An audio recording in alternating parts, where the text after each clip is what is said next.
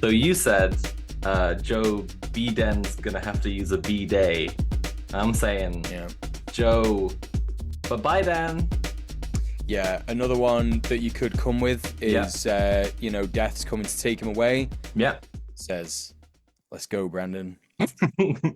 Yes, this is the very sad news we're opening the show with that uh, beloved old man who is literally your uncle, Joe Biden, is dying of prostate cancer. Wait, sorry, I misread the source. A very powerful man who was for a little while the most powerful human being alive, who will not be hurt in any way by your words and you making fun of him, is fucking dying. Let's go. LMAO.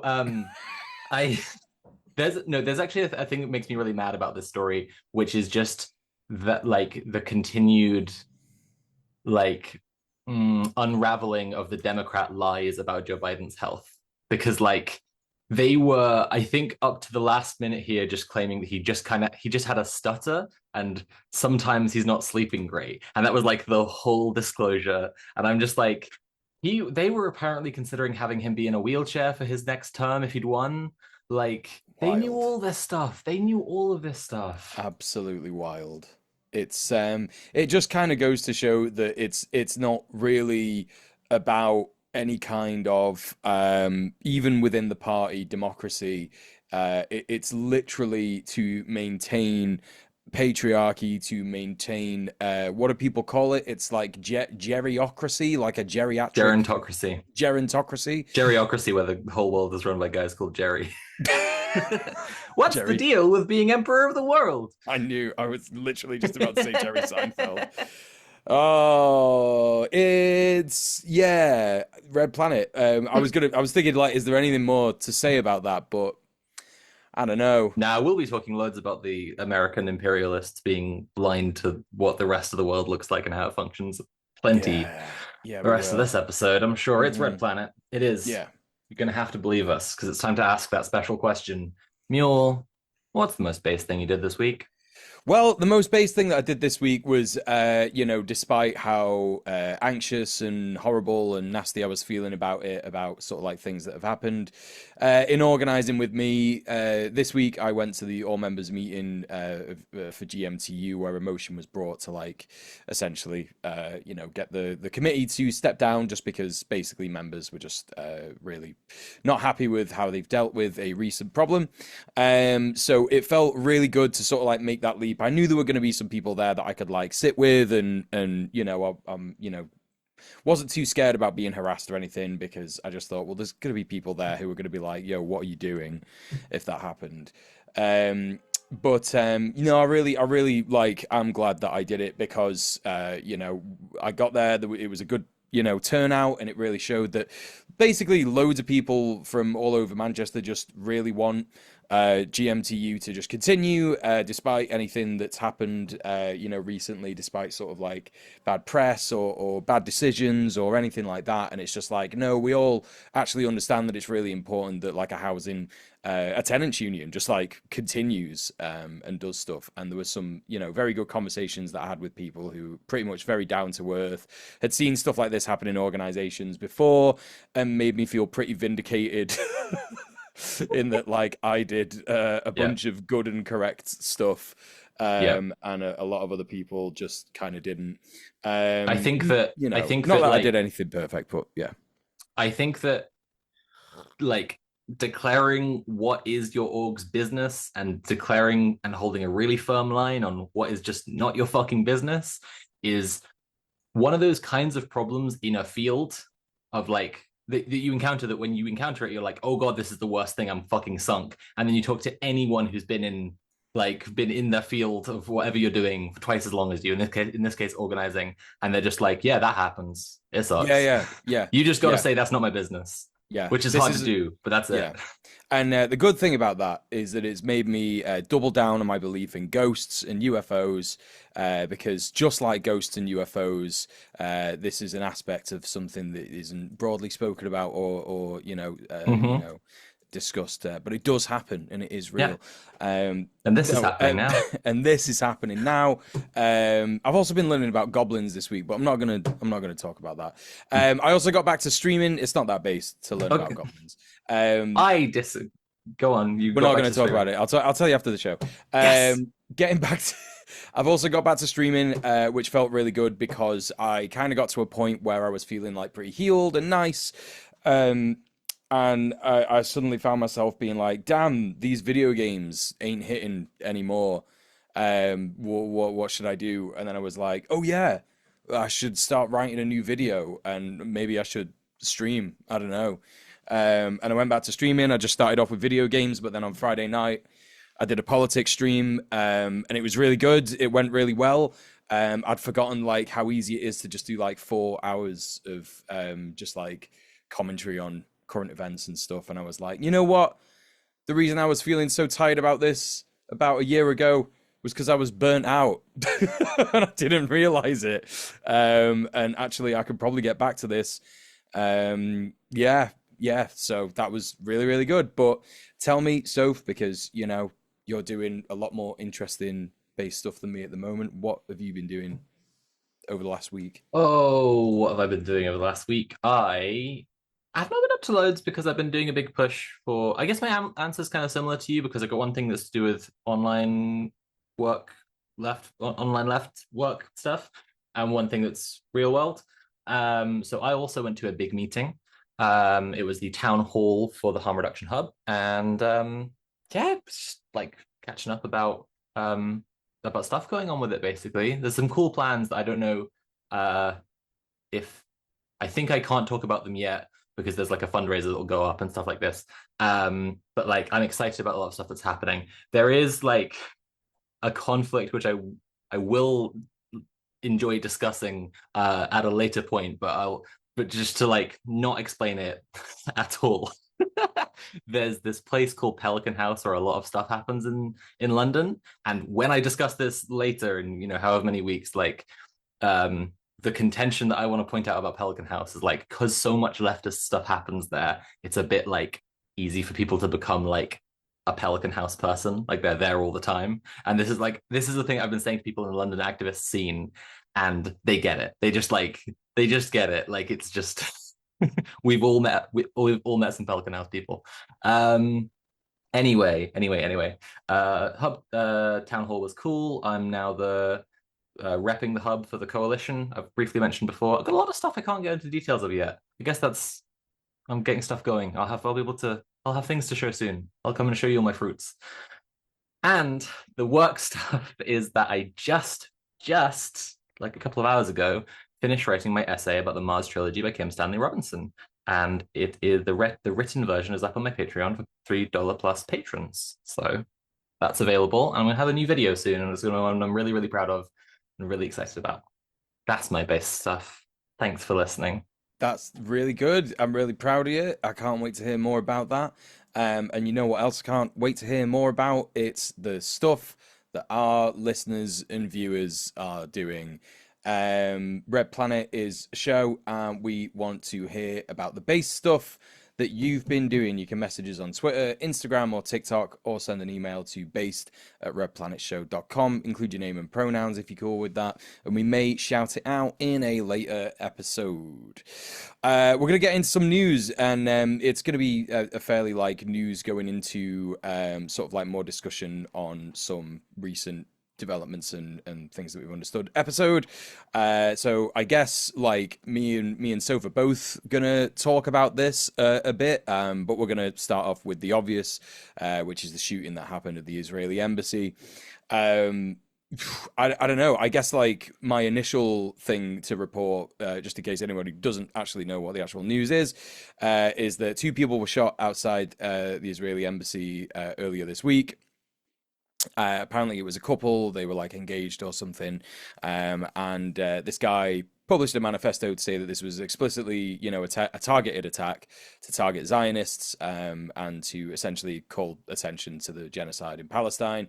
I've not read this manifesto, but I know so you have, and you said that it's kind of like Yeah. it's it's not some kind of deranged, Well, I make a habit of reading nonsense. manifestos. Like, I'm just curious. I guess like ideology is a big topic for me in my writing, and like seeing what's motivating people to do terrorist attacks. And like, this is a terrorist attack. I don't really, you don't have to be against a free Palestine to call this a terrorist attack. There's a lot of like people love to do the like freedom fighters terrorists thing, and anyone calling someone a terrorist means it's condemning. This is terrorism. Um, I think like it would be, even if it were assassinating someone who is in a kind of like high up role of some kind, that where it actually had an effect, like really, really had an effect on how things are run, like that would still be terrorism. Um, anyway, sorry, that's all I like tangent. I read it, and yeah, it's just like it reminded me of uh Bushnell. Um, I, in fact, Bushnell was mentioned in the manifesto. Right. Obviously, like there was the clear difference of like killing other people compared to self-immolation. Um, but just like the big striking thing was just like, yeah, this person has our beliefs. Like a difference in specifics of like, I don't think that tactically shooting two people who happen to be walking out of the Israeli embassy is a helpful move. It hasn't really generated anything but backlash against Palestine protesters that the Yeah. state was already eager to There's no do. material difference. Yeah. Not that it was like it was going to do that anyway. Like the state is looking to correct, like the Yeah. American state is like so Zionist. But yeah, like otherwise, it's the same set of beliefs motivating stuff. Someone coming to, I guess you'd call it like a different logical conclusion, and that's a strange and eerie thing to look at. I I think the thing I wanted to say about it especially was like Robert Evans used this term weird terror on It Could Happen Here a few weeks ago, and talked about like this being an age of weird terror, like the Livelsberger attack where he blew up the Cybertruck outside Trump Tower. Like It's weird when I terror. first, yeah, because sorry, yeah, exactly. To be clear, because when you read the guy's beliefs, it's like this doesn't make any sense, Yeah. and like it's not politically cogent. And that's been the case for a whole bunch of stuff. Here's a good example, right? There was a self-immolation that was clearly inspired by the spate of self-immolations that contained Bushnell, that was Yes. like someone who believed that like the Simpsons was sending like predictive programming messages, and that like crypto was like set to like he was a crypto guy is the long and the short of it. So it's a really bizarre mix of beliefs. Um, but I felt like Age of Weird Terror doesn't account for the fact that we will be seeing more leftist terrorists. Like we just will. Like this is an inevitable thing. Is a whole bunch of people are really fucking angry watching a genocide unfold in real time. Yeah. And I wouldn't be surprised at all if there are acts of leftist terrorism that are inspired by things we'll get into, in upcoming stories, like Medicaid has just been cut by $600 billion, right? Like, I'm sure we will see some weird terror that's that. I'm sure there are going to be guys who are like big, like 2A guys, and they just love their guns, and they don't have very cohesive politics, but they are angry and have a gun. I'm sure we were also going to see some people who have some class analysis. Genuinely, I 100%. won't be Yeah. surprised at all. Yeah. But it's inevitable. That's the thing. Well, that's it. We were discussing this, me and Soph, earlier in the week, because we thought, well, damn, we're going to have to speak about this. And, what is the right thing to say? And it's just like Soph said, these things are inevitable because people will see things. Look, I'm not going to say that this worldview is incorrect, but like people are going to see what's happening to Palestinians as like part of that we're part of the same species, for God's sake. We're humans, right? That's it. Like that's literally just what some people need to see to be able to go, damn, this is enough. I'm getting this done. And I'm not saying that we're not the same species. I'm not saying that, like, what happens to them, doesn't have ripple effects and happens to, maybe change the way that things are run in different countries and stuff like that. Absolutely does. There's loads of different ramifications for what's going on. But like the fundamental thing is that you should just be against it for what it is.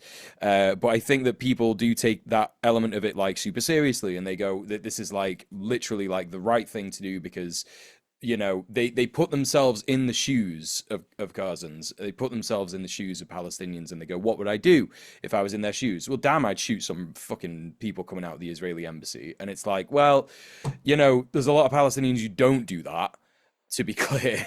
And we've always been of the message on this show that you absolutely don't want to do any kind of violence, in terms of, you want to do things. If you're going to get involved in activism, if you want to do a direct action that is going to make a difference, it's about looking at materialism and how the state structure and the military structure is held up by different stuff like arms trade stuff, supply chain stuff. All that stuff is like Yeah, really important. sabotage like Palestine Action, I guess, is what you're Exactly. pointing at. Yeah, Exactly, like literally. Yeah. organized like campaigns that can actually shut down the system in some way. Like, actually, there's a machine here, and you can cut off its supply lines. This is Yeah, what we've always said, on this show, like build structures, think about things in a material way, think about things in how they're connected, do the joined up thinking, because at the end of the day, like that is the sort of like, that's the best way to encompass the ideology of we are nature defending itself. If you're gonna, subscribe to Jay and Issa ism, it's really important to like remember that there are people in the world who engage in horrible stuff. They have horrible opinions and stuff, but how much damage do they do? It just so happens, and this is a coincidence, because this guy was not targeting anyone in particular. Right, yes, that's the thing. He wasn't targeting anyone in particular, but it just so happens that one of these people had served in the IOF, or had at least made apologies for them, or something of that nature, and he was like a very disgusting individual.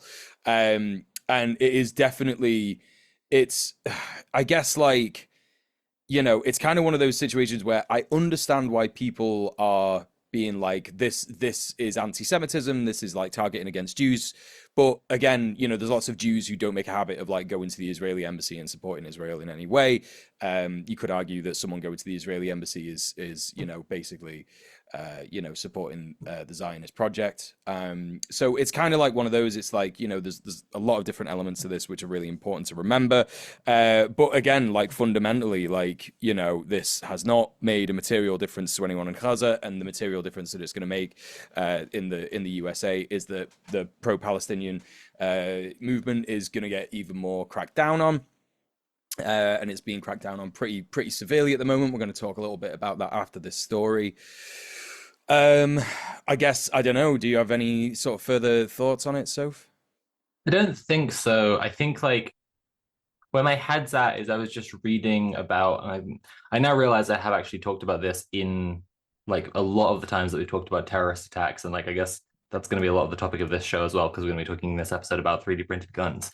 But like, um, I've mentioned every time about the state of terrorist attacks before the Russian Revolution, like a few times now. I was writing about it earlier. I was reading about when the Narodniks blew up the Tsar, just blew him right up.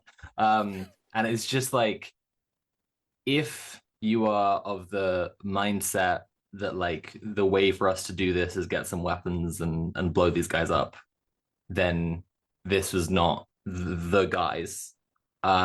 And if you're incensed by more people being killed to the end of like to express outrage at lots of people being killed, then you go organize. Like go organize to there is a well-modeled thing people are doing where they are stopping the supply chain that gets the weapons there to kill the Palestinians. Like Yeah, that's yeah. Your first thought should not be, who can I kill? Like it just shouldn't. Like it really just shouldn't. I know it sounds bizarre to say that, but I guess that like it has to be said. Your first thought should be like exactly like Soph said. Like, what element of this can I get involved with where we can have the most impact, or I can help people have the most impact?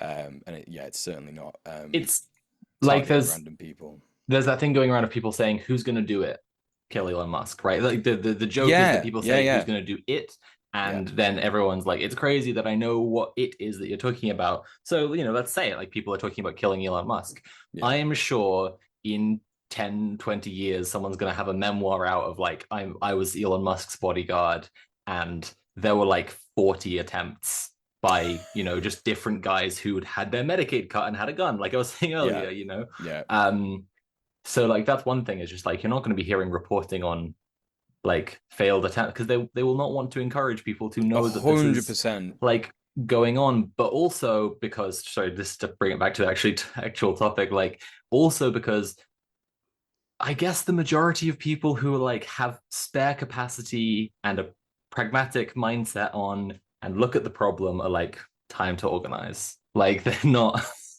like, yeah. Yeah, 100%. Yeah. Shall we Um, move on then and talk about Mahmoud Khalil? yeah, absolutely. Do you want to start with this? You got a bunch of stuff here. Sure, sure, sure.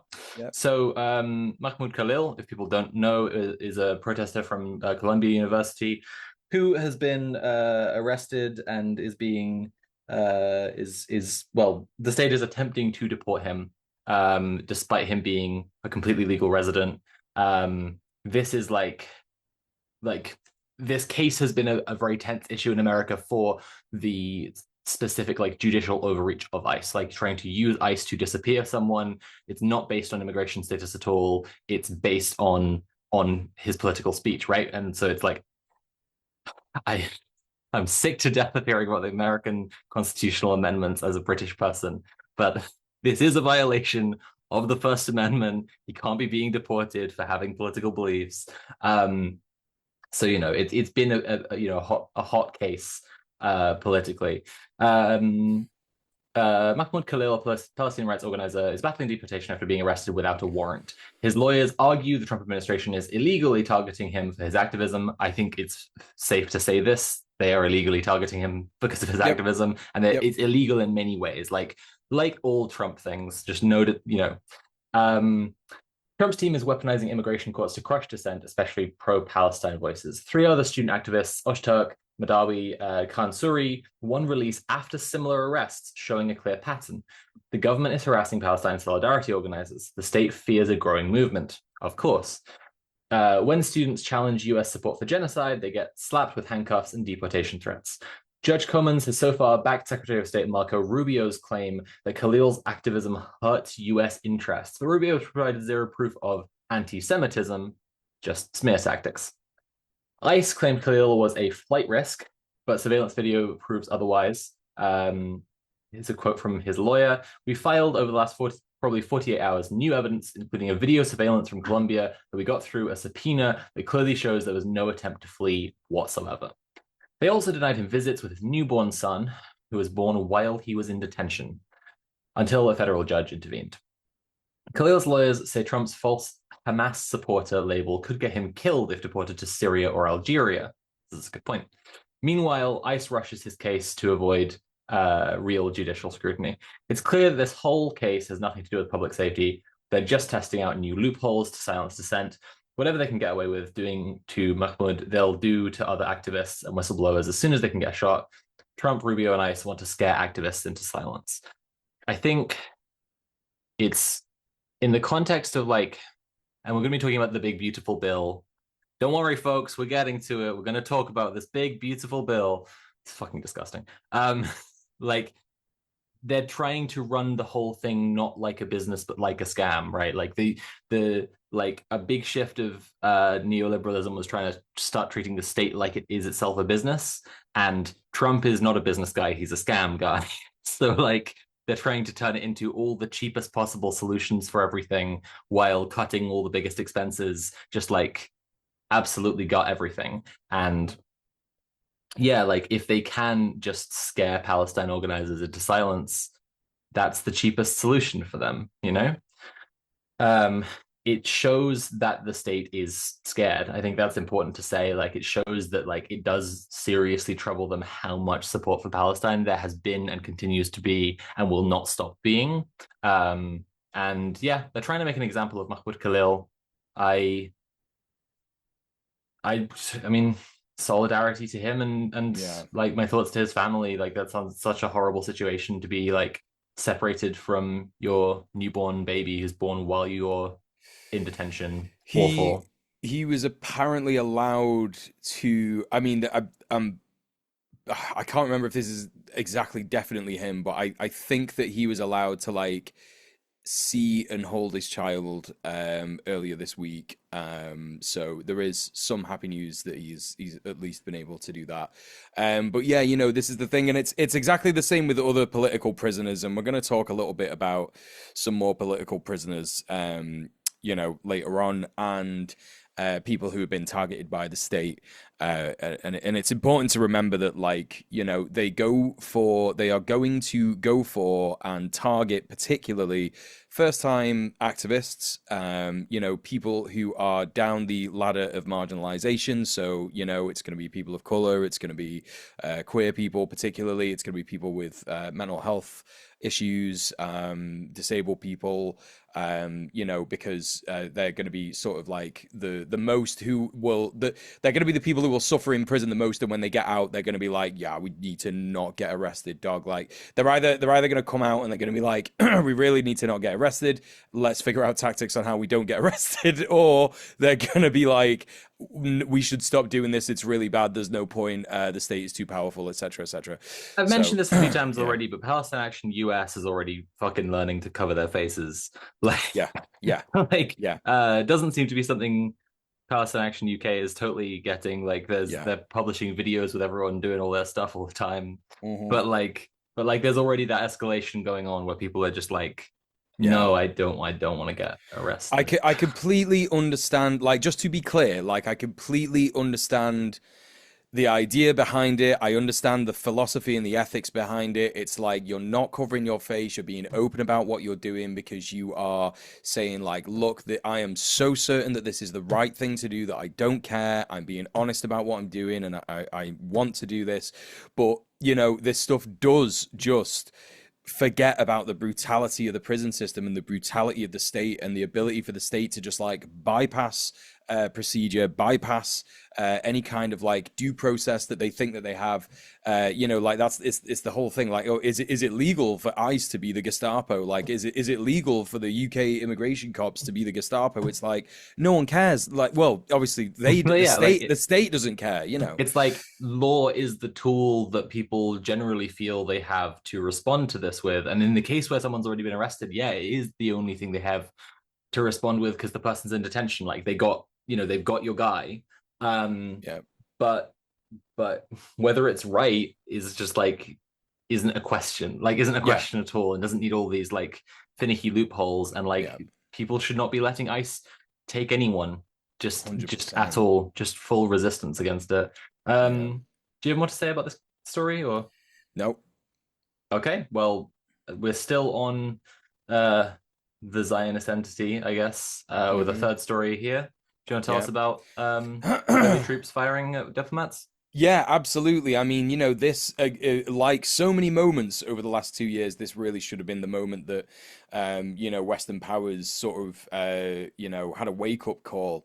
But this is the instance this week of Israelis, the IOF in particular, shooting at diplomats in the West Bank. So a whole bunch of diplomats from, Canada, France, Germany, or they came in like a big sort of like UN group to like basically go to the West Bank, and literally because they walked on the wrong side, they strayed, quote, strayed into a restricted zone, end quote.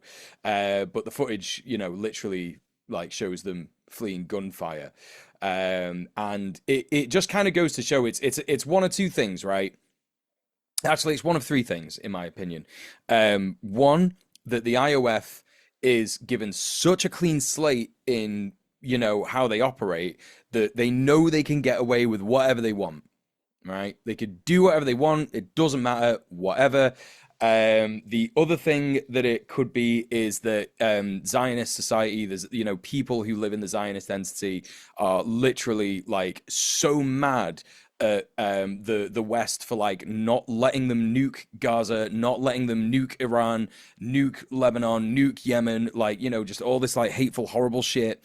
That they're like, yeah, fuck him, we're gonna shoot at him. It'll be that, or it'll be that, or it will just literally be, the IOF enforcing the Jewish supremacy shit so much, because it's like in the West Bank, that's where the apartheid is like mainly sort of like exercised, because of course like Gaza itself is basically just like a big air open prison where it was just like concentrated with Palestinians, but in the West Bank that's where the apartheid is like properly sort of like enforced, and yeah, if you walk on like one side of a road, as a Palestinian, you're going to get targeted. This happens all the time, by the way, with Jews of like Sephardim descent, Jews of Arabic descent, Mizrahim.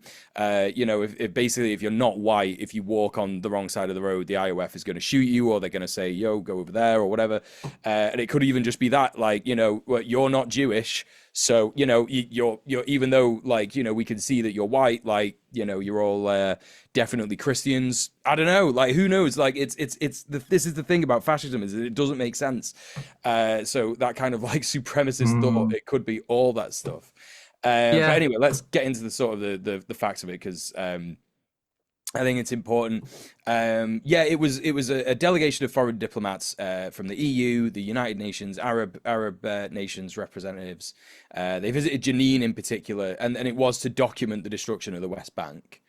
The Palestinian Authority, even though it's a collaborationist group, has said that this is like a taste. It showed the diplomats of what the life that Palestinians endure is like. That's actually a quote, quote, "the life Palestinians endure," end quote. And it isn't wrong, even though it's a collaborationist group. Israel does terrorize the occupied territories with impunity. This is how the Palestinians in the occupied territories are treated daily. Countries like Canada, France, and Germany have all summoned their Israeli ambassadors to address the issue directly, but will they do more than empty condemnations? And the EU is, quote, "reviewing their cooperation, but still funds Israel's war machine." And I think it's important here to remind everyone that there's at least 53,655 or more Palestinian kills, 34 hostages dead under the rubble, and zero accountability for Israel. So you were going to say?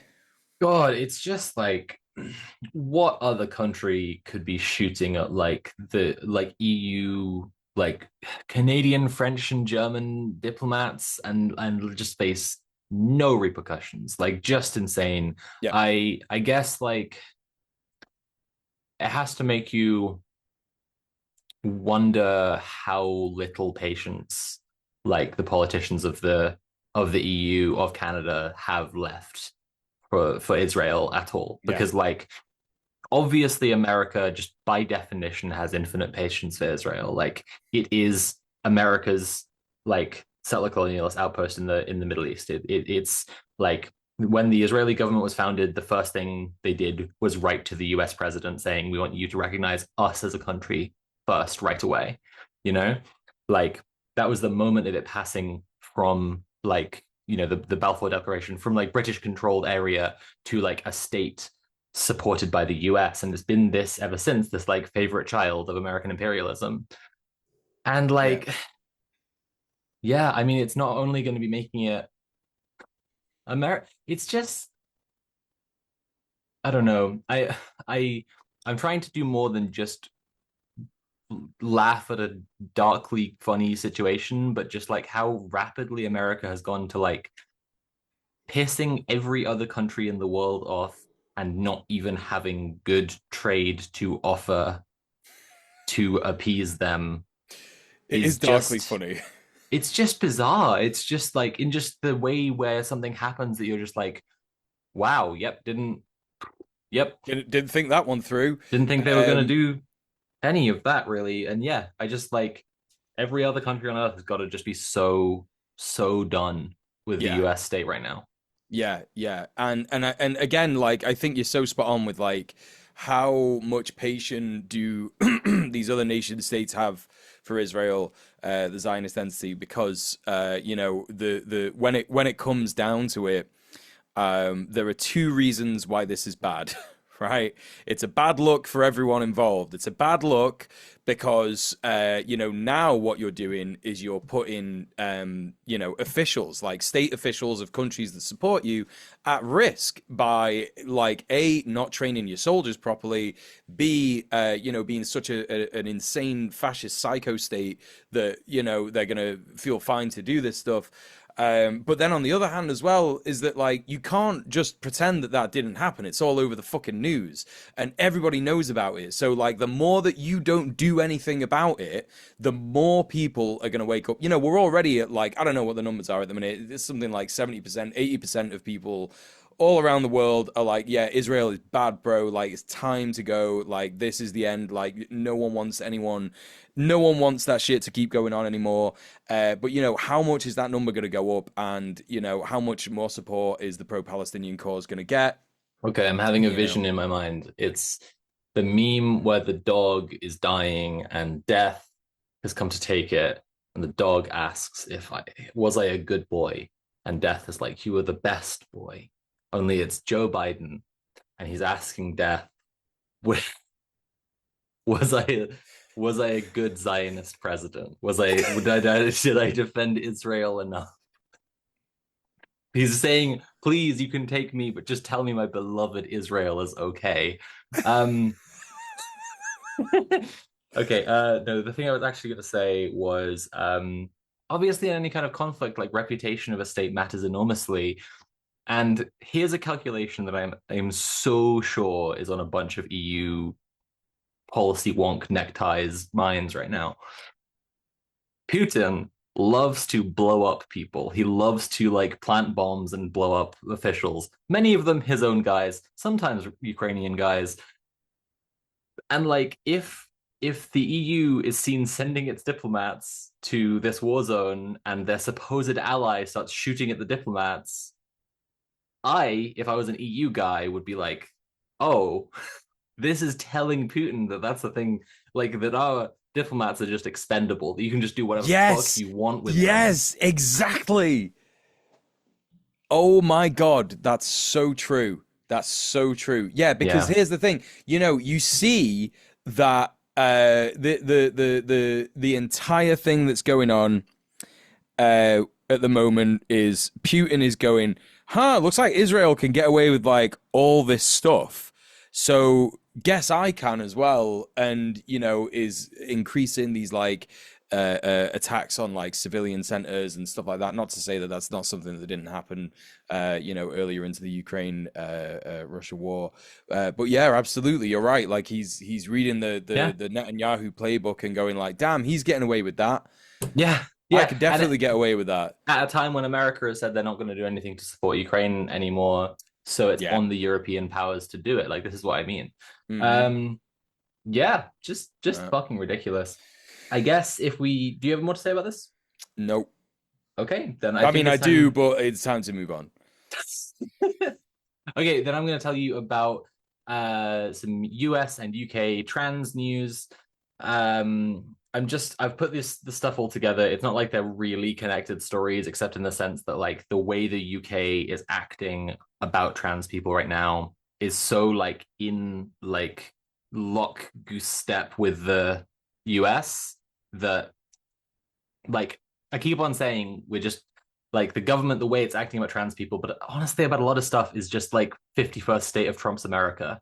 Like it just feels like that. Like Starmer coming out with his anti-immigrant speech, the police like publishing new guidance saying that they're going to investigate miscarriages, like to see if they are people getting illegal abortions because abortion past a certain time is not legal in the UK, which is just like very clearly using the police to create a wedge issue, like creating crime statistics around late term abortions, because late term abortions is the controversial thing that splits off otherwise pro abortion people from people who like actually understand the subject matter at all. like, um, but yeah. so I'm lumping all this stuff together. First, we're going to be talking about the big beautiful bill because that's the context to what's going on in the US right now. So, they passed a over 1,000-page bill, which is this comprehensive rework of like American state spending. There's a lot to it, and like I'm sure we're going to be encountering the fallout in lots of stories for a long time, like just genuinely a long time. Like I just earlier this week, I was saying, I don't think this deserves to be a Red Planet news story, but I'm excited that like the African Space Station Agency has just started operations, and it's doing that because climate data is less available from other space agencies because NASA has had its budget cut by a quarter. Like the cuts are going to have, just roll it like ongoing cascading effects for a long time. But the one right now is Medicaid. And that's what we should talk about right now. They have cut $600 billion to Medicaid, which is the largest cut in the history of the existence of the program. Reading through it, like it's very obvious the class character of how they're doing this, which is that like they're giving out tax cuts. It's the bill is very explicitly like taking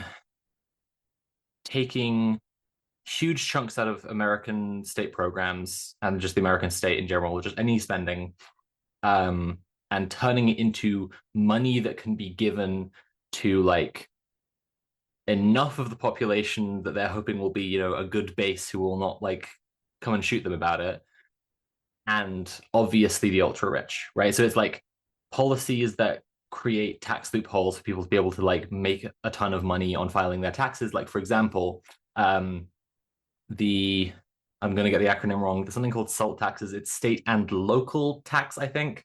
And it is like the change that they've made is like increasing the amount that people can put on deductible from like $10,000 to I think $40,000 or $50,000 in different cases. Like this is a perfect example of something that like will keep the petty bourgeoisie happy with the government. A lot of Trump's base is the petty bourgeoisie, like the dedicated, like small business owner, like absolute psychopaths who will show up to vote absolutely no matter what. Um, and if you're and there was also like changes around the tax law around like tipping and stuff like this and overtime, which will benefit some working class people. It will, but not compared to cutting Medicaid. Like just fundamentally not, right. It's creating a situation of like if people can afford, if people are doing better, they will still probably feel a little bit of the cut from like state programs just collapsing completely, but the savings that they'll be making in these tax cuts can completely clean like any inconvenience of it from their lives, is the hope. Now, here's where I wanted to get to the part when I said earlier that we should talk about like imperialists not having any perspective on how the world actually works, because all of this logic is trying to just like pay off the voter base. Like, here's your $1,000, now fuck off. Like, literally, only here's your $40,000, now fuck off. Right?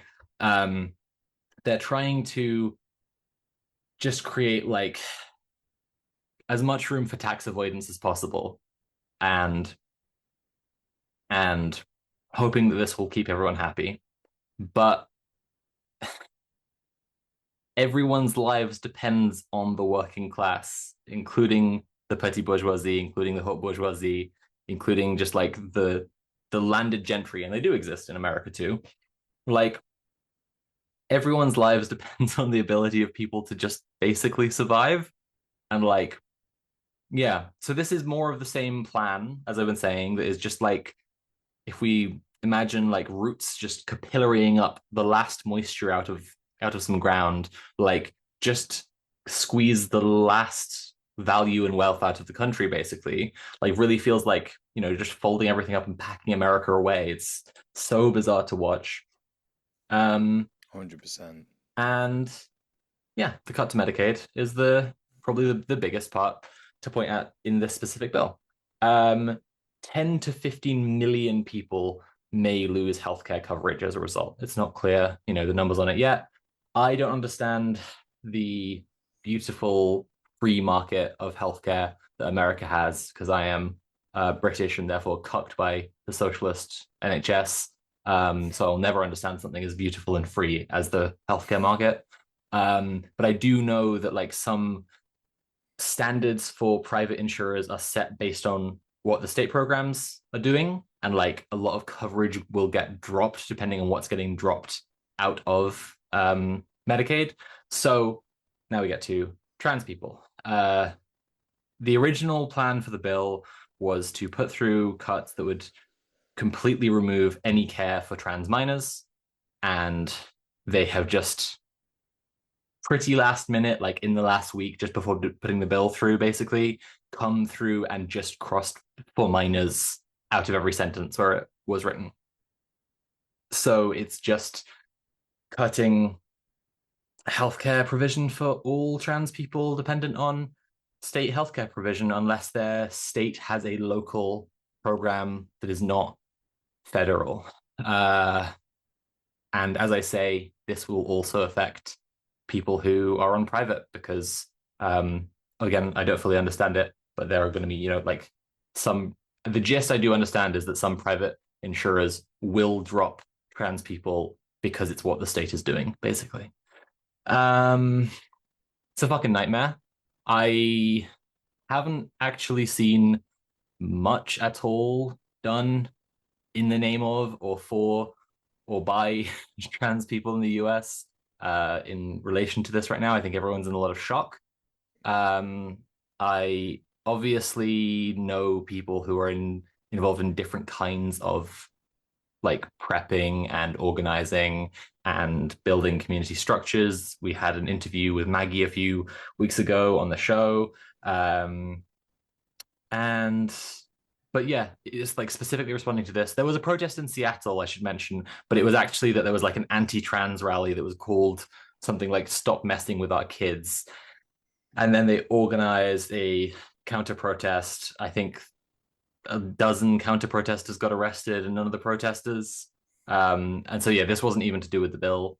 Um, I saw some climbers put up a trans flag on Yosemite to say trans is part of nature. Yay. That thanks, guys. Um, I that helps so much. Um, wow, I feel all the way better. Um, my friends are gonna die. Um, so I think that's all I've got to say about the US stuff. Before I move on to the UK, you got any thoughts to share? Um, no, I mean you've covered it pretty comprehensively. I mean, this is it. It's like again, it's the hubris of cisgender people not really understanding just like how anti-trans rhetoric is going to affect them. When it comes to healthcare, in any way, when it comes to just like the discrimination that is happening against trans people, it will just fundamentally eventually get to a point where it's gonna be all the queer community. I imagine I don't quite know the way that the rhetoric seems to be going in the UK is it's gay men next. And then it's going to be, I guess, lesbians. I don't know who they're going for, but like I've already seen TERFs do stuff like talk about how the TERF movement is intrinsically connected to the anti-migrant movement. I can't remember exactly what the organization was called, but it was like a group of people who were like saying protect our British women, essentially. So it's just like this similar rhetoric. Yeah, Every single time there is like a thing like this, like again, like it's so important to remind people that how this is history repeating itself. Like Adolf Hitler, Goebbels, and all the Nazis. Their big thing was Jewish men are raping young German women. That was the whole thing. That was the whole thing that they wanted to like talk about. In terms of trying to get people to follow their rhetoric, and it yeah. worked. And we just have to be ruthless in talking about how this is just like the same thing again and again. It's because unfortunately still, rape and sexual assault is a complex and horrible, nasty thing to talk about. It's very traumatic, it's very sad, but the thing is that people don't want to talk about it. They just want the state to deal with how it's managed, and therefore that's why conversations sort of like devolve very quickly when talking about marginalized people. And because the thing is that like sexual assault is not like a minority marginalization thing. It's a man thing. Like it's a patriarchal thing, which is what we have to be ruthless on. Anyway, yeah. Do you want to move on to should we move on to the UK stuff? Yeah, I guess I just on what you were saying about turfs, I just wanted to add that like women have a very vital role in how fascism has developed, and like I would say white women, but obviously not all fascism. The largest fascist party in the world is the BJP. So in that case, it's Indian women. But like the women seen as the like precious like property basically of the patriarchy who must be protected from all kinds of threats, like is just a very, very, very, very, very vital part of how fascism like develops its whole worldview and like gets like people roped into it. The incel movement, like the fact that the fascism that we are seeing evolving before our eyes, like in the Anglosphere, is so patriarchal, like has so much to do with the development of the incel movement in the last, shall we say, 20 years? Because I think that's how long, like, Mark Zuckerberg founded Facebook as a place to rate women's appearances. And like a lot of social media is systematically downstream of that, like deeply misogynistic behavior. Like there is so much misogyny entrenched in social media that I'm sure is even now invisible to a lot of like even men with good politics. But just like as a brief example, I won't go on about this forever, I promise. Just as a brief example, like the way that Instagram is understood as a like socio-sexual like attention economy, and like pictures of people looking good is so important to it. And like there's all this study and discussion of like how bad Instagram can be for your mental health because you're seeing pictures of people having fun. But like I don't think there's any dissection I've really seen anywhere of just like, look, men act and women appear. That's Berger's distinction of like the most basic that you can understand of like gender in our society. And like the the the requirement for people to be pretty and be in photos and be valued based on their appearance as a structure for a platform for people to socialize on is doing something deeply gendered, right? And its effect on women will be a misogynistic one. Um, okay. I was talking about sorry, I was talking about women and their role in fascism. Um, yeah, like I just think that when you've made that push to protect women's spaces, and like it's not, I've continued living my life for the most part. There's been some places I've had more anxiety since the Supreme Court ruling, but like I'm living my life as usual for the most part, and I haven't been challenged in any bathrooms, right? And I have read a bunch of stories about cis butch lesbians who look very mask when they then go and look at the article and see their picture, or women who are in other ways, like cis women who are in other ways perceived as masculine, being challenged in bathrooms. Joe Moam was just posting on Blue Sky earlier today that his wife, who's had a double mastectomy, was challenged in a changing room at a leisure center, a gym in London, and like that's a great example where like this policing of people's gender is like you, you would think they would be looking for people who are trying to look feminine but they're clocky if they're trying to root out the trans women. The very fact that they're like trying to like that case in, I think it was Baltimore, with that like very masked butch cis lesbian, uh Boston. Yeah, Boston, thank you, yeah, yeah. um being like escorted out, like is a perfect example of like if you were trying to stop the trans women, is that what you're expecting a trans woman to look like? Is actually just like Yeah. very, very, very masked. There are loads of very masked looking trans women.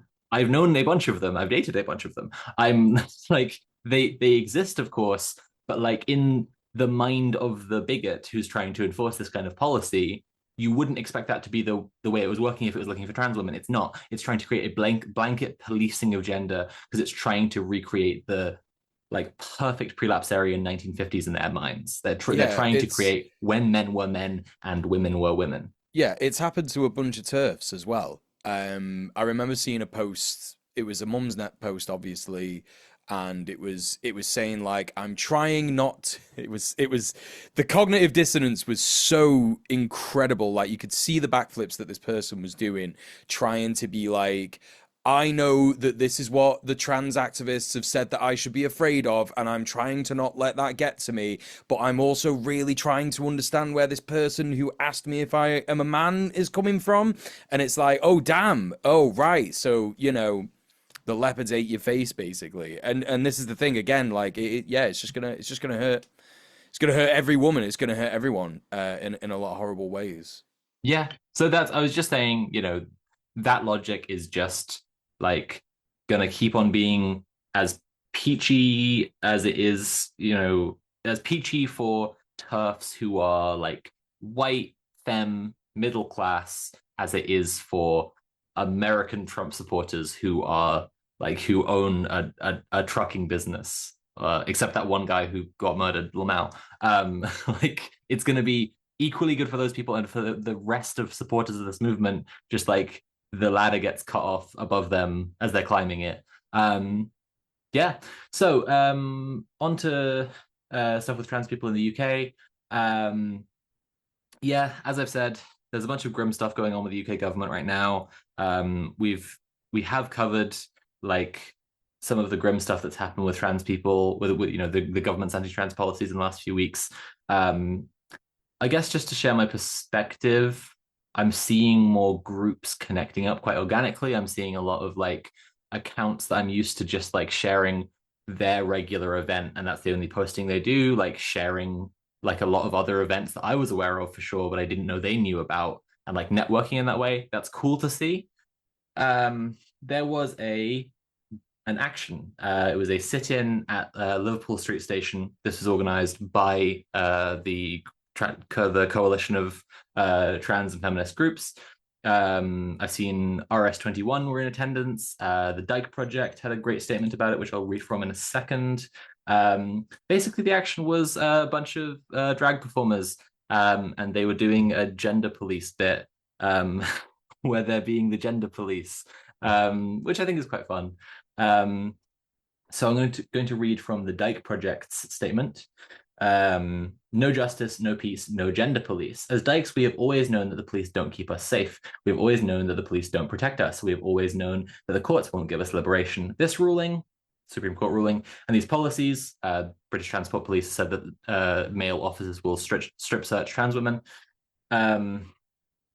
Put more power in the hands of the violent, racist, and sexist police. And we have seen over and over again that they abuse this power.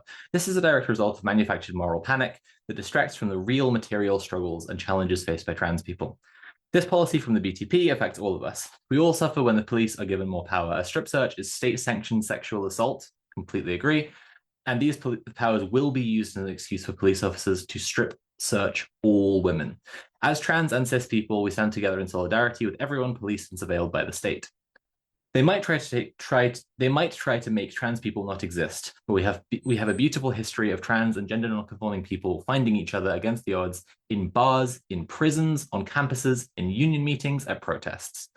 As feminists and dykes, we know that true liberation is collective. We will never let the cops, the government, or the medical establishment tell us who we are. Our struggles are connected to the same media and genocidal state that demonizes trans women. Also, justifies strip searching children, criminalizing migrant people, and cutting disability benefits to further their racist, transphobic, and imperialist state agenda. Trans liberation to us is a world without prisons, psych wards, borders, or police. A world without gender clinic waiting lists and gatekeepers. A world without colonialism, racial capitalism. A world where Palestine is free. We will not be erased. We will continue to exist, continue to resist, organize, and build power in our communities. Which I think is a great statement. I think that like it is wonderful to see what is very clearly an evolution past just intersectionality to solidarity, right? Like intersectionality is very much like you can see when someone has a non-materialist intersectionality and is just sort of like saying the like sound bites they've learned that are the woke things to say in support of other people around them and the popular causes at the time. And you can see when someone has a more materialist understanding and like yeah, like looking at the implications that the BTP can just use this power for a male officer to strip search any woman that he claims in the paperwork he thinks is trans, you know? Like this is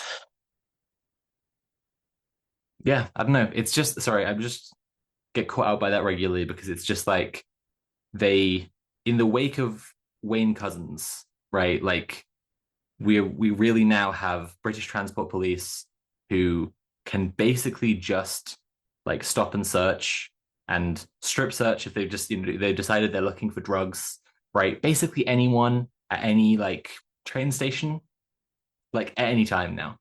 And like this was already the case, to be clear. Like it would have just been with a female officer because that was their regulation before. But like I'm saying, in the wake of Wayne Couzens specifically, because there hasn't been any female police officer who kidnapped, raped, and murdered a woman and then set her body on fire. Female police officers are still bastards because they're still cops. Like they're still choosing the side of fascism, but like this power, like the specific granting of this power is just like so nightmarish. Anyway, great statement from them. The action was cool. Do I have more to say about it? Probably not right now. I think that like the I'm gonna be releasing a video sometime in the next few weeks about trans organizing in the UK. I probably like it's very much advice I would give to trans people in the US as well for the organizing that I think needs to happen. I've been so clear on this for a while now, but assemblies is the core of it. I really believe that. I think we need to have trans community assemblies to construct the community structures that we need. Like, if the state is going to cut off your access to HRT, like, I don't have answers for how you're going to get surgery. I'm sorry, I don't. I wish I did, but you can solve the problem of HRT, like, as a community working together very cheaply and easily, like, very cheaply and easily. Um, if there are going to be more trans people put in prison, we as a community can sort out prisoner support. Like we can do these things. For example, if trans people are going to be more precarious in their housing, like we can include in our assemblies like renters unions, because obviously like renters unions can step up to do more to protect trans people during this right now when the government is making it like legal to discriminate against trans people. You could say have a moral duty to even. But yeah, I don't know. I'll talk more in that video about it. Mule, you have any thoughts on trans the action or anything? I don't know. Yeah, I mean, I think the action is great. Again, it just shows that like the majority of people actually support trans people. One of the biggest commentaries about it was that TERFs don't have the numbers to do something like that. They might have like millions of pounds from fucking J.K. Rowling, but at the same time, they don't have the numbers to actually like, disrupt life or disrupt the state or disrupt, things that may happen in order to draw attention to what's happening. And not only trans people, but also allies, like the amount of people who support trans people. There's just so many of us.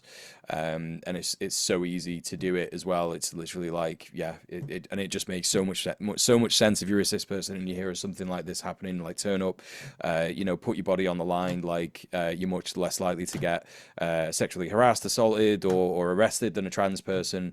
It's super important to recognize your Yeah, privilege and use and that. it, and if you are arrested and you're not a trans woman, it means a fundamentally different thing for everyone but Thousand trans percent. women. Like Thousand percent. it just means a fundamentally different thing. Like Yeah. prison is a nightmare for all people, and this is why we support the abolition of prisons. It's one of many reasons we support the abolition of prisons.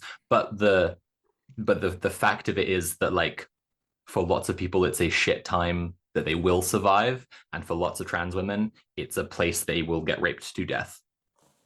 Like Yeah. cis people need to put their bodies on the line for this one. Yeah. 1,000%. Okay, so let's talk a bit more about prison and potential people being in prison and people being held in prison for awful reasons, and it's just a nightmare world. This is about Kneecap's terrorism charges. Irish language rap group Kneecap's Liam Ahanad has been charged with terrorism offences after waving a Hezbollah flag at a gig in Kentish Town, London, on the 25th of November 2024. Ahanad has denied the charges on a political basis, calling them, quote, political policing. And in a statement made by the band, they used the opportunity to further draw attention to the crimes against humanity and the genocide being committed in Gaza currently, and what's more, the British state's involvement in it. They also used the opportunity of performing a gig in Brixton the other day to draw attention to the British state's complicity. Kneecap's anti-colonialist politics are fairly obvious, with the trio hailing from Belfast, growing up in the shadow of the Troubles, and ongoing unrest in colonised Ireland. Since the genocide in Gaza began, they've used their platform repeatedly to show the plight of Palestinians and highlight the complicity of the world's governments in selling arms and giving aid to Israel. The British state's goal is blatant in accusing an Irishman of terrorism, whilst allowing former IOF members to walk the streets of Britain, having participated in the genocide in Gaza, even some having documented themselves taking part in the infamous boudoir raids of Gaza, where Gazans' lingerie was displayed and raided by depraved IOF soldiers. This was highlighted recently in a video on Double Down News featuring Loki. You can go and check that out. I would highly recommend it. If you know any of these disgusting war criminals there in your community, speak to your councillor, speak to your MP, talk about the fact that they're being allowed to walk around and you don't feel safe, because let's be real, not feeling safe is so relevant when it comes to thinking about people who've literally been participating in a fucking genocide walking around amongst us. I couldn't think of a more appropriate way to phrase that. Ahana, who performs under the name I think it's Mo Chara or Mo Chara, is due to appear at Westminster Magistrates Court next month. And it is important to point out at this point that the Filton 18 actionists from Palestine Action are still currently being held in prisons all over the UK on remand, without trial, essentially treated as guilty before being proven. Please use this news story as a reminder and an opportunity to support all political prisoners, and check out how you can do so at palestineaction.org/prisoners. Send someone an email. Any kind of communication for someone in prison is super, super important. So please, do consider that. Yeah, I think I don't know if you had any thoughts on this, so but I think the main thing really to focus on in this one is that Irish people have, supported Palestinians for a long time because Ireland was colonized. Ireland has had a huge struggle. It's still ongoing, against colonization, against an invading, occupying force that essentially makes everybody's fucking life shit. It's held together by at the moment, a pretty fucking, shitty piece of paper that lots of people don't agree with, denies Ireland the right to sort of self-determination and, that kind of a thing. So really important to sort of remember that, the British state coming down on this, particularly an Irish person who is, they're an Irish language band, they rap in Irish, that is a dead, and it's not dead, it's a dying. No, it's not dying. I mean, there's a massive resurgence of it, but that's essentially because of Kneecap. Before Kneecap, Irish was sort of something that there's a huge movement in Ireland to try and restart the usage and re-educate new people about the Irish language, because it was colonized and it was, basically oppressed for so long. And the British state basically particularly picking out Hannah is really fucking shit. And as well, another thing that happened is in the police station in Northern Ireland, where I think it was sort of processed. They anglicized his name, so the I'm trying to read it in the Irish way. It's spelled OHANNAIDH, but they spelt it Ohana, as in like Hanna, which is the anglicized version. It basically gets rid of like what the British say are quote unnecessary letters, but they're not necessary if it's your language. It's completely absurd. Could you think about the amount of fucking unnecessary letters in English words that could be taken out? Just being told by our producer that the Americans definitely did do that. They definitely got rid of a lot of useless U's. Fair play to the Americans, but I think that's more of an example of American colonialism and how they're much better at imperialism and destroying languages. Can you believe this? We should rename New York to New Hampshire upon Sea or something, New Clacton on Sea. New Amsterdam, it used I'm to gonna be, I'm press being through the told. boys arguing in my ears, and I'm gonna just say about. I think this is a hilariously bad move from the British judicial system. Like, rappers and controversy is just it's like a fisherman and a fishing rod. Like, you literally like since for decades now, there have been like hip hop artists who it's very obvious that their personality and the subject matter of their music is like trying to like get more attention through controversy, and it's very much like the model. And I was talking about this and comparing like um gangster rap, which I guess, Kendrick has just ended now, right? Like, he got the Crips and the Bloods on stage together, like that's over. It's done. Um but sorry, that's I'm being glib, but the like the specific unification of an us that is as opposed to like a ruling class is what, like, that all gestured at. Like, there's a not that hip hop wasn't obviously already full of very political and class conscious people, but there's a shift in the mainstream popular hip hop scene to be more political. And like, Kneecap is such an intensely political band. Like, all of the coverage they were getting talking about like how much they fucked up Britain by just rapping in their native language. Um, and now, like, they displayed the Hezbollah flag at their gig. Like, the it's not them knowing that was a risky move. It's them knowing that's a move that might do exactly the thing that has now caused, like, the state of now has now done, which is call them terrorists and give them an enormous amount of free press. Oh, yeah. Like, I'm sure this is a stressful time for them because Hmm. they are trying to, slap really serious charges on this guy. At the same time, this is like within the model of how an artist specifically like this works. This is not uh um Taylor Swift, who needs to have like good press and good press and good press and good press. Like, as I say, just controversy is a tool in this business model. Yeah. Yeah. Yeah, I don't know. It's Yeah. not. I'm Yeah. not just gonna call it It's like a win for them. They're gonna have to fucking defend themselves against terrorism charges, which is a nightmare. But mhm. like, if they then clear this, what should be a very clear, like, clearable, winnable case, that like displaying the flag is just nothing, doesn't fucking matter, Yeah. then it's just a win. Yeah, yeah.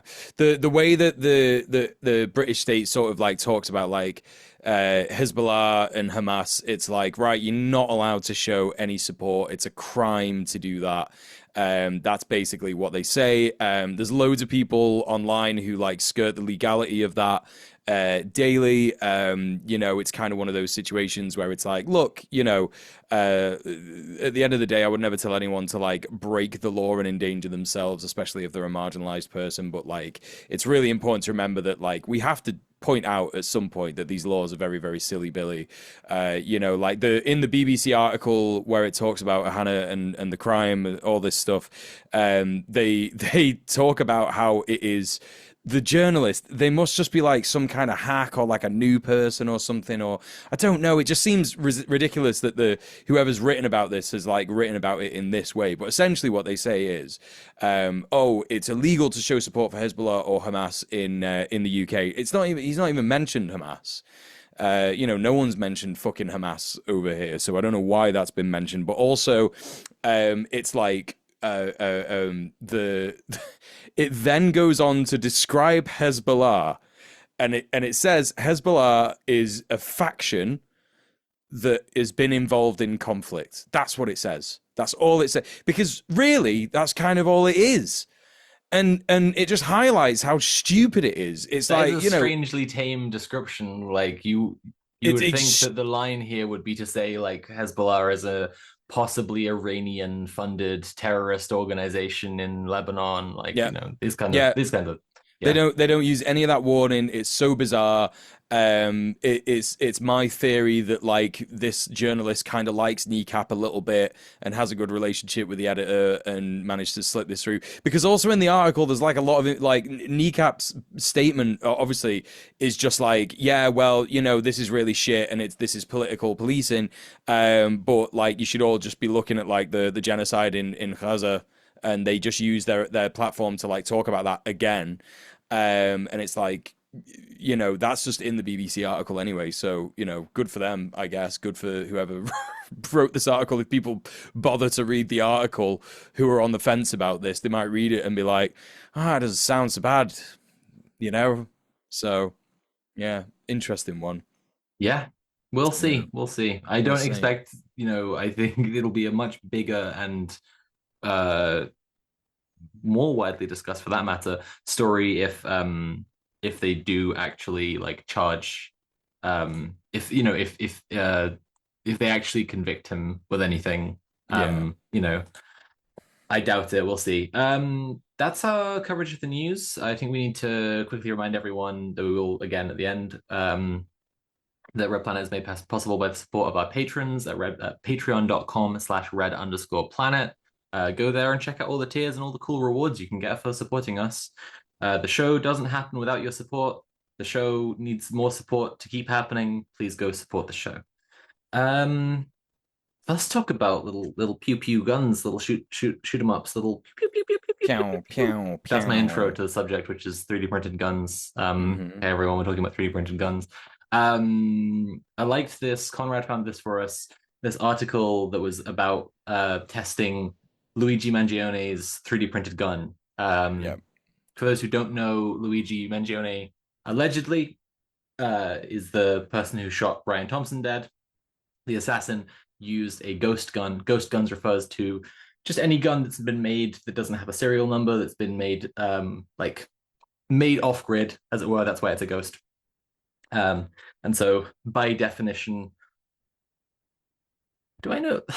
Are there any manufacturers using 3D printing that then would have a serial number? I don't think so. There is manufacturing that uses 3D printing for prototyping parts that are then cast made. Yeah, I think it's safe to say all 3D printed guns would definitionally be ghost guns. Yeah. I I don't know think that if it is there's just possible anywhere the also to like register a homemade firearm. I really doubt that. Yeah, definitely. Like you have to buy the state approved Mm. cold iron, steel, whatever fucking material it's made out of. Yeah. I To go think to Mr. Government to buy your big iron. yeah, literally. I think the only the closest thing I think that's literally what it is, right? It's the joke on the FGC 9 is that that's the serial number, but it's not a serial number. It's just foot gun controlled 9 millimeter. That's all it means, and it's like yeah, you don't need a serial number for that, I guess. Last week on the show, we talked about briefly a story that like neo-Nazis had been arrested in the UK who had 3D printed weapons. Um, I think like this was the like most direct inspiration for us wanting to talk about this again. But I know that also in the last few months, there was an instance of like groups in Ireland in like the continuing. I mean, I don't know if I Irish people, please write into the show and tell me if you object to this framing, but like the continuing of the troubles, because like it's it does just feel like the troubles heating up again, like when there was that bus set on fire and shit like this. But like in this kind of conflict against the British state in Northern Ireland, like there were examples of 3D printed weapons there. I think that like it's something that we have to consider its presence in politics more, especially around like a spate of assassinations happening. I believe that the Israeli shooter used a registered gun. Everything about that shooting was very like did the shooting, threw the gun to one side, put hands up, immediately surrendered to police, said free Palestine while getting arrested. Like everything about that shooting was done like basically as straightforwardly as possible. Um, so I would be surprised if that was a ghost gun.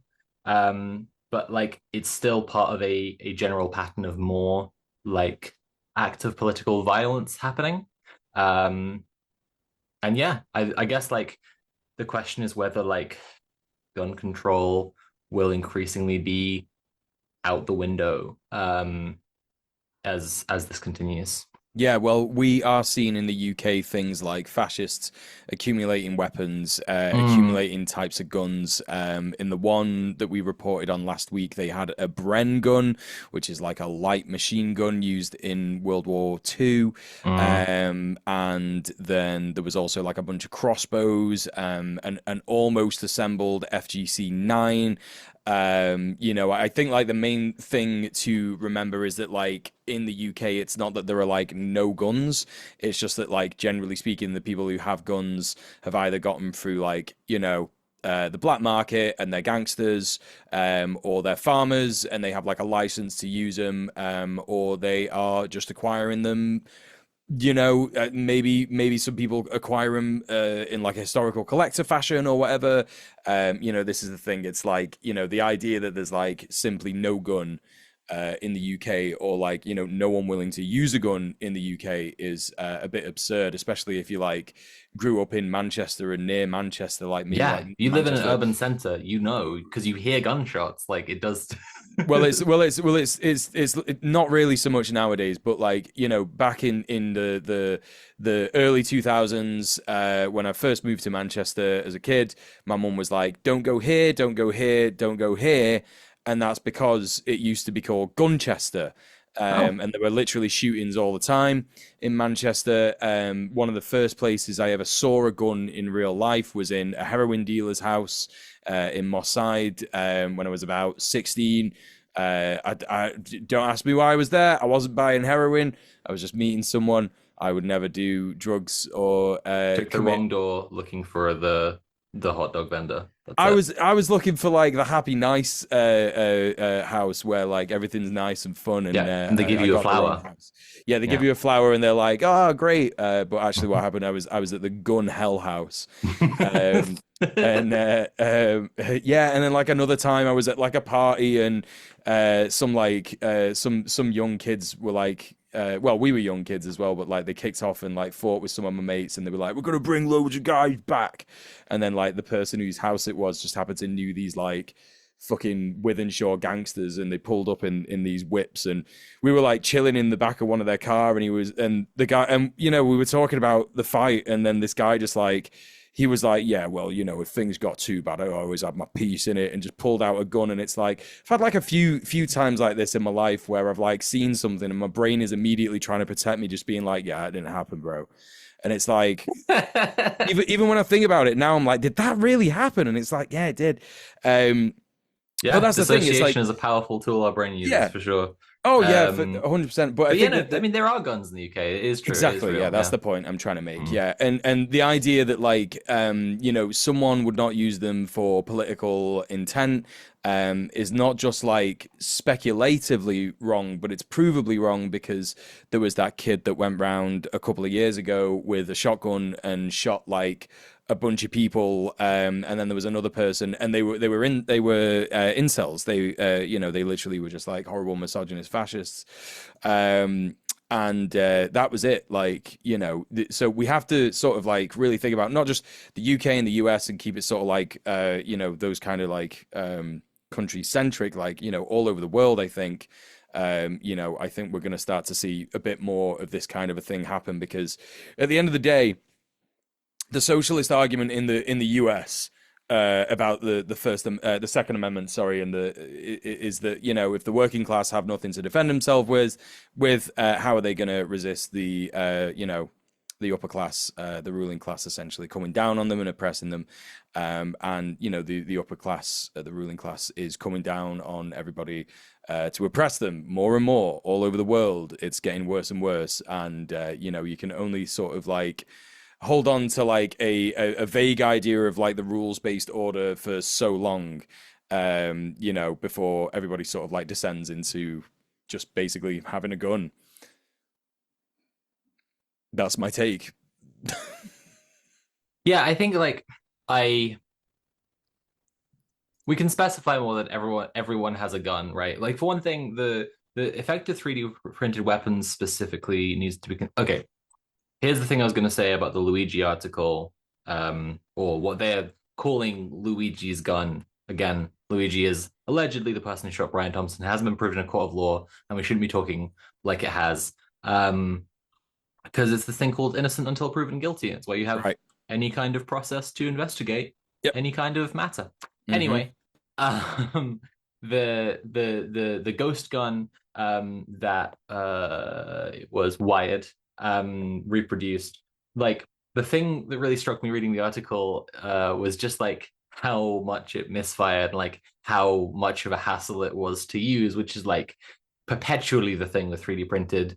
Well, anything. I've worked a lot with 3D printed parts of various different kinds of devices, and like if if they have to move at all, and especially if they have to like be very precise sizes, and if they have to move and be very precise sizes, it's a nightmare. Like a triple compounded nightmare.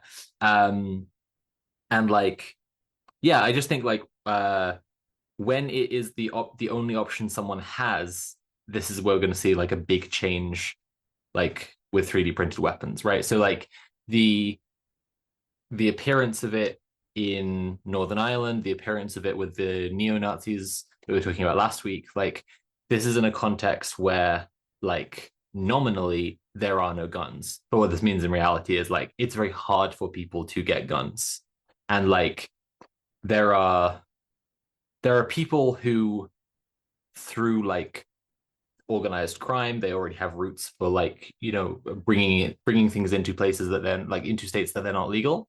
This is where it's much more common, I guess. Like you were saying, sometimes there's all like farmers guns, or there's people who have it through like antique routes. These are the kinds of workarounds that people have like come out with when it's like if they don't have connections to someone who's already some kind of like smuggler, basically. Um, the the 3D printed option, like it's impossible for me to say whether that weighs up against like getting guns that are antiques and then trying to restore them to being workable, like that Bren gun they had, those Nazis had in like again, like a child's bedroom. It was such a weird set of photos, just like dusty child bedroom. Bizarre. I don't know if there was like a tragedy in their family and now they use that. That's my gun room now, or like they were just like living in the same room their whole life. I just, disturbing. Yeah. More disturbing than the gun, really. Um, True, actually, yeah. it's impossible. The It's implications of that impossible. child's wallpaper is like, you don't want to speculate. It's impossible for me to, weigh up, like, because I'm not trying to get guns, so I don't know. Like, um, those other routes versus 3D printing. But the fact that these people had like, only a partially assembled FGC9 speaks to the same thing I'm pointing out, right? Which is just that like it's just really like a finicky and difficult process that doesn't have reliable results. One example where we've seen 3D printed weaponry being quite prevalent is in Myanmar, where the rebels against the military junta there like are using 3D printed weapons, and that's a good example of like not having other options, right? If your country is suddenly like essentially overnight a military dictatorship again, like yeah, what options do you have for having a gun? Like all the guns are going to belong to the military unless they've been acquired with some amount of forward planning. So it's obvious why a lot of people would turn to 3D printed weaponry there.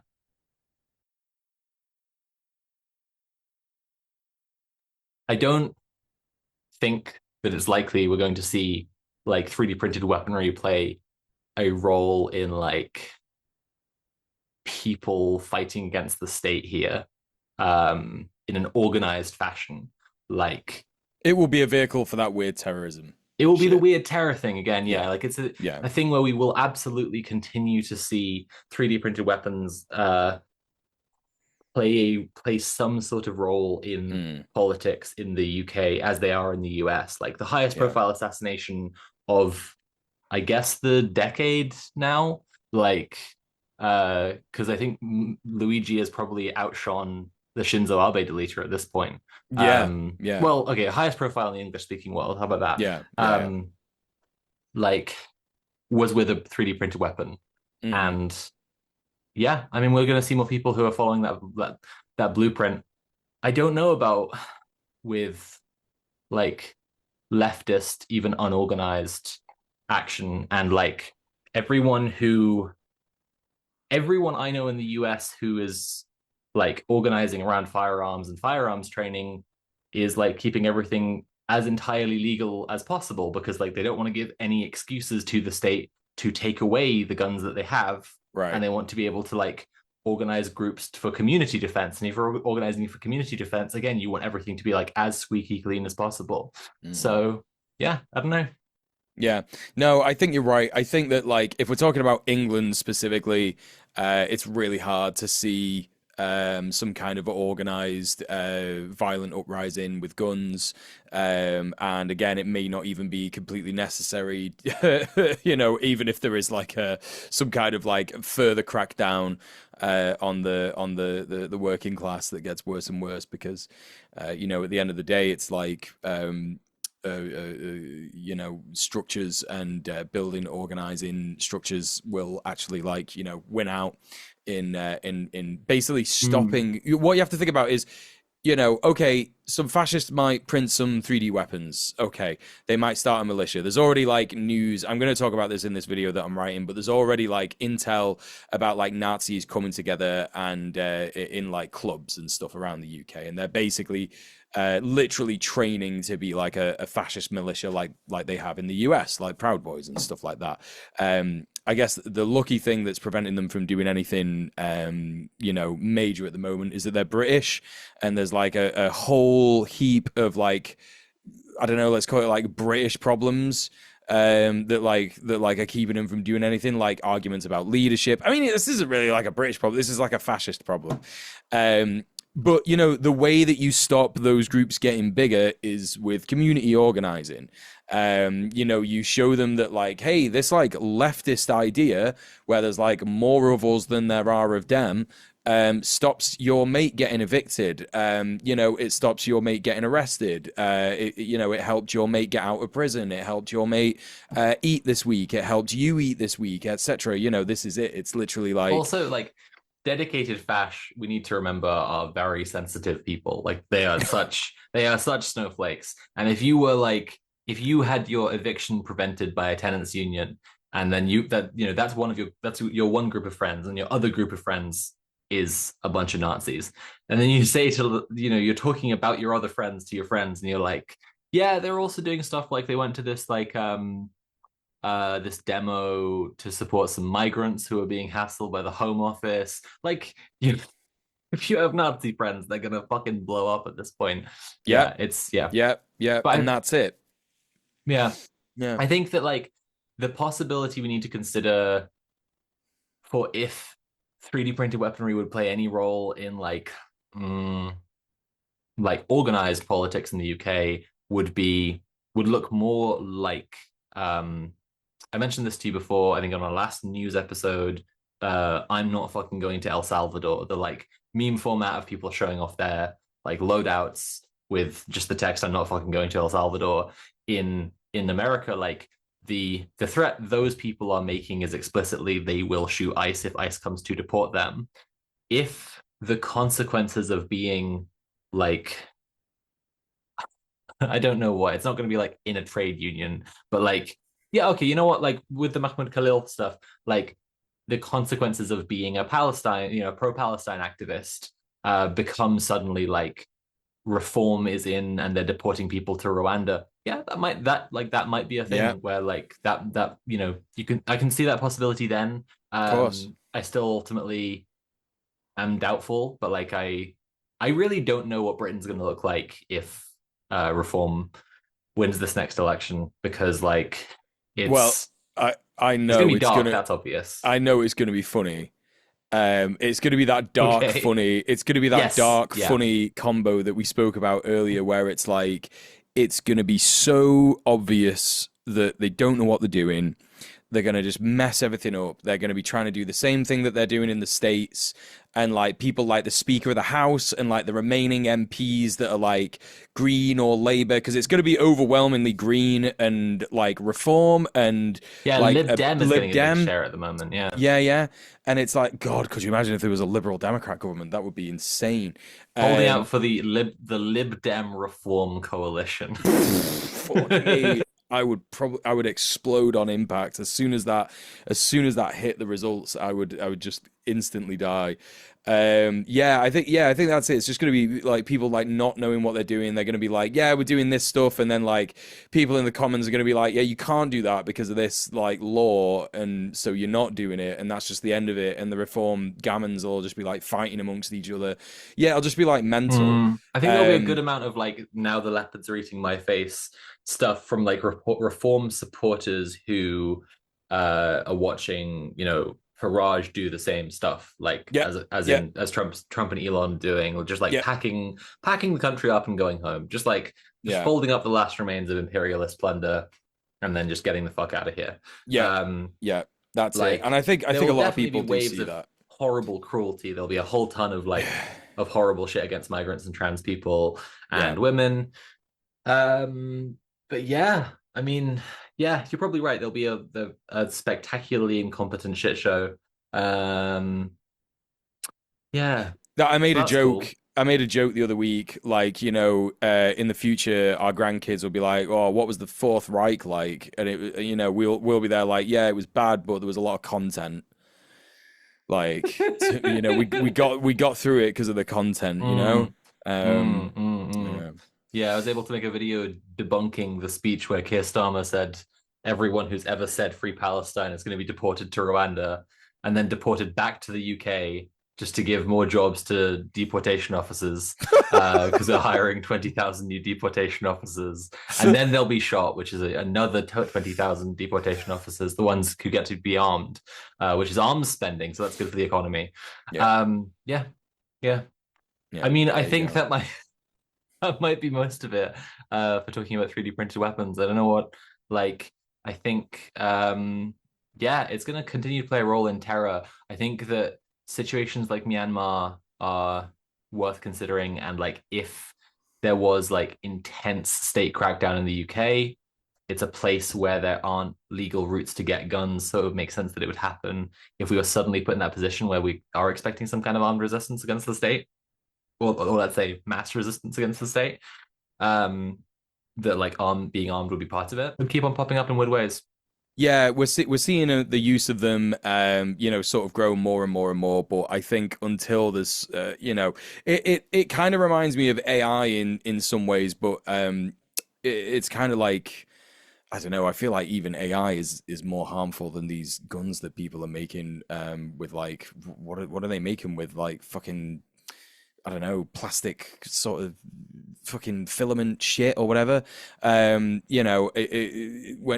we're talking about like the things that people think are like, oh, I don't have access to this, I can't do it. Like a lot of people, like when I've genuinely come across people who are like, yeah, I feel bad about it, but I'm using AI, and I'm like, what is wrong with you? And they're like, yeah, well, I'm shit at maths, and it's like, oh, okay, right, I get it to a degree. But it's like people are like, oh, I need access to this thing, education. I don't have it, so I'm going to use this other thing that's available that's like a bit dubious.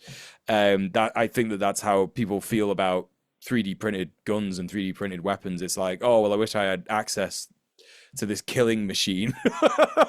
We don't have access to that, so I'm going to get it through this like weird way. And yeah, it's hard to see like you say, it's really hard to see like how that will grow or develop or anything like that, or if it actually will or whatever. So yeah, I guess watch this space, and we'll try and report on any kind of news that sort of comes out of Yeah, this stuff. yeah. But to be fair, the days per day at the moment are like 10. So like, in the 70 days between now and next week's show, like there might be 10 3D printed gun assassinations. That'll be That, yeah, data points to understand something with. I don't know. yeah, It's definitely going to be a thing that's happening more and more, but I just it's unless it gained enormous momentum, it's probably going to continue to just sort of simmer as a feature of weird terror. That's it. yeah, yeah. That's it. We're gonna see that more than anything. All right. Cool. So, Thank you um, for listening to us prattle on mm, about 3D weaponry. yeah. Two British people talking about guns. I'm sure that's really like good, and sure all the Americans are loving that. Yeah, Tim just kind of couldn't make the show last minute today, so yeah, you stuck with us. Although I'm not sure, Well, we like, should have swapped in his twin because his twin is actually a gun nut. I would have been the perfect guest for the show because he could just pretend to be Tim as well. Um, yeah, he could have. but yeah, there's no homework because I think that assigning any homework to do with 3D printed weapons would get me arrested immediately. Personally, my Yeah, Keir Starmer would show up at my door. yeah. But the Wired story is quite fun if you want to go read that. Look up the title is We Made Luigi Mangione's 3D printed gun and fired it. And it's a fun read. So, Yeah. last things to say is that Red Planet is a show made possible by the support of our Patreon supporters over at patreon.com/red_planet. There's a bunch of different tiers there that can get you different rewards. The highest of which is the Sicko tier, which gets you the reward of a personal thanks at the end of every episode. So thank you, Risk Inverse, for being our Sicko tier supporter. If we got, you know, one more Sicko, we would have like good funding to get through the production of the documentary faster, and that would be huge, like really, Yeah. really huge, because the Zad Yeah. documentary is going to be, pretty spectacular. I'm really excited about it. I've been there for, practically all of the filming of it, and so I know everything that's going in, and like, oh, it's good. Um, but you know what else is good? DJ Mule. Where can people Oh. find more? Sure. Oh no, I called them good. I shouldn't have. Not live on air. Where can people find my? No, I fucked it. You know what? Were you gonna say where Links. can people find My Little Mule? No, My Little Pony Mule. I'm gonna say that now. Where can Yeah. people find My Little Pony Mule? My Little Pony Mule is available at limited stores for a limited time only. No, you could get me at linktree.ee/DJ Mule. That's DJ MUEL. I've started streaming again. I'm doing politics, back on the grift bike. But I'm unemployed and I'm starting to write videos again. So please consider that and consider the boy, consider me, etc.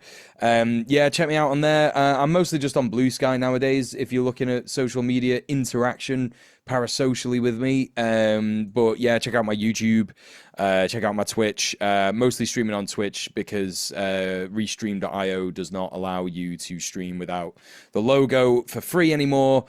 So fuck them. Yeah, I hate subscription service. I hate like free open source software just becoming like a subscription service. Like, fuck it, it's gross. But yeah, so I'm just streaming on Twitch at the moment. So hit me up, twitch.tv/DJMUEL. Yeah, consider Melpert, which is the new name for Tom. Peebo Melpert. That's the name of my cat now. So Ebo yeah, Melfa. Peebo Oh, Melpert. I'm gonna have to come up with a whole new set of nicknames for him. Yeah, yeah. No, you can still call him Tom. It's whatever. It's one of his many names. Or I can call him Um, Tom, but like I yeah, can't call him Tommy two times. I no, can't call him I had so many. No, lost now, yeah. like Tears in the Rain. I'm not even gonna say them on the show. I'm not even gonna get them recorded. Enough about me. What about Soph? Go to linktree.ee/Sophie from Mars. There you will find, I believe, but I should probably check this sometime, my Patreon, my YouTube, my Blue Sky, my Instagram, my Tumblr, my Substack should all be on there, as well as a link back to Red Planet if you just want to go in a circle. But yeah, I am a video essayist. Is my job, is how I pay the rent, is how I pay the bills, is how I afford food, is how I afford medicine. Please support my Patreon. It's a good time to do it because I have just finished writing my essay about Kim Stanley Robinson's Mars trilogy. I've put the text version up for $3 plus patrons today, just shortly before the show. It's available to read now. The video will be available to read. The video will be available to watch in the next week to week and a half, probably. So it's a really good time to go to my Patreon. Yeah, there's new stuff coming up, and it's going to be really, really good, fun, pretty, funny, interesting stuff. I'm really excited about this essay, and you kind of have to watch to see why. So yeah, we are done. That's it. Thanks for See watching, everyone. you next week. Bye. Bye.